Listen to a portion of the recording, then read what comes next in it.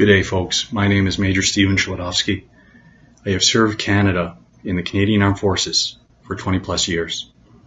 I hold a first-class honors degree in political science, and I have held several Army command positions.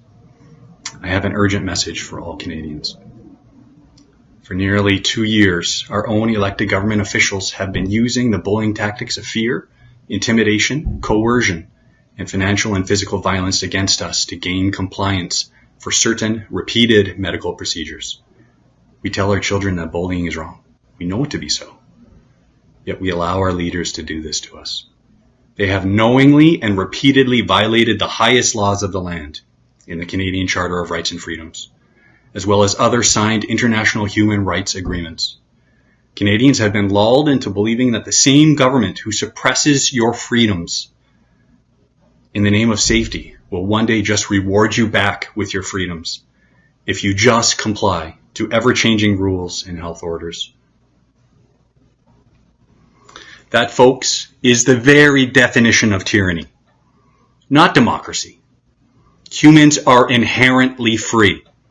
Kings and queens and government cronies can't give you your basic human rights. They are naturally yours. They can't be given, they can't be taken. They can only be suppressed. In the Charter of Rights and Freedoms, Queen Elizabeth is recognizing in law our fundamental freedoms. The federal and provincial governments of Canada have chosen, through a well-planned and orchestrated set of measures, to trick and fool and scare you, the very people who elected them and pay their salaries, into complying with the suppression of our basic human rights. They have knowingly betrayed you and me under the lie of safety. This past Remembrance Day, as I stood in front of the military cenotaph in Fredericton to honor my comrades who gave their lives for others' freedom, I overheard the Premier of New Brunswick, Premier Higgs, and our Member of Parliament, Jenica Atwin, tell members of the public how special it was that these brave members of the military gave their lives for their freedom.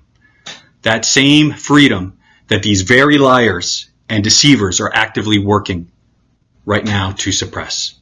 I stood there, a soldier of nearly 21 years, as a senior officer in the Canadian Army, as a veteran of Afghanistan, participating in Op Medusa, the largest combat operation for Canada since the Korean War, where I watched my own brave comrades fight and get injured and die.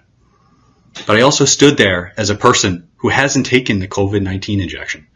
The irony, so even though I serve this country, and it has been an honor to do so, an absolute honor, like many thousands of Canadians who choose body autonomy and pro-choice, I am unable to share in the same privileges now, like eating at a restaurant, going out in public to an event, or even traveling across provinces to see my child. This is happening to many others. These government traitors to freedom are suppressing the rights of the very people they claim to honor, and it made me sick to my stomach. These Canadian governments are now focused on our children.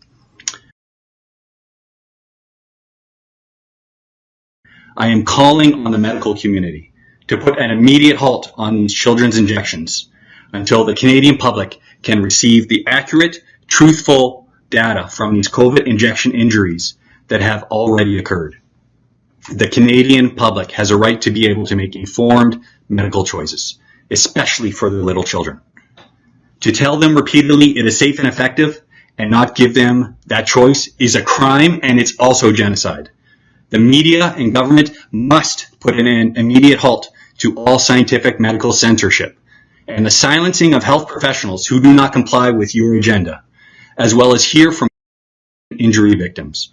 The Canadian public has a right to hear from those in our communities and families who have been injured by this procedure.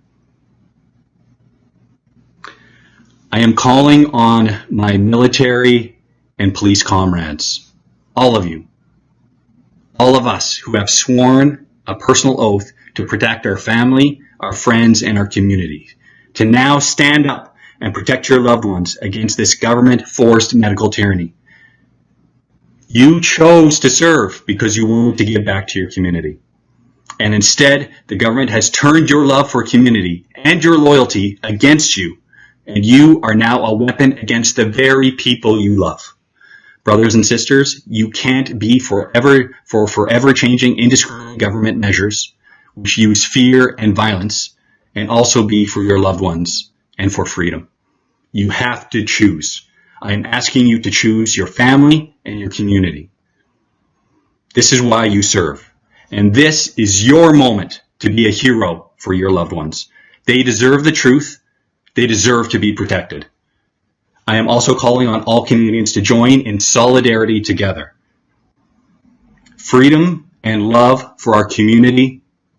Freedom to choose who you want to be, where you want to live, what you want to experience and learn, what your spirituality is and what you want to practice, who you want to love.